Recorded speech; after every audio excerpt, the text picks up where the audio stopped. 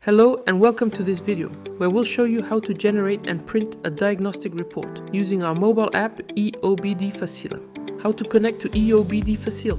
Once the app is launched, connect to your klavkarr device. Then select your vehicle by entering the make and model. Make sure the ignition is turned on. Finally, choose the ECUs you want to diagnose. How to read fault codes with EOBD Facile. Select the ECU you want from the list that appears. Then go to the Diagnostics menu and tap on Fault Codes. Here, you can see that there is one confirmed fault code and two pending fault codes. You can view the details and explanations for each code.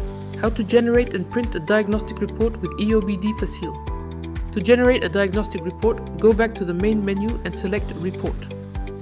If you wish, you can complete the vehicle information currently being diagnosed, such as the license plate number, engine type, VIN number, and so on. Next, select the data and readings you want to include in the report. In our case, for example, there's no need to include the section for non-permanent codes, since we've already seen there are none. The report then opens directly.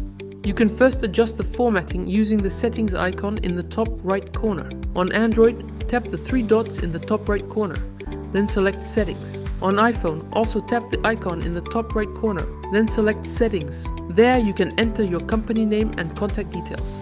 Add your logo and customize the title colors. Go back and the report will update automatically. On Android, tap the pencil icon at the top to add comments. On iPhone, tap the icon at the top right and then select Comments. To print the report on both, simply tap the printer icon at the top. A print preview will appear, offering several options to configure your printer.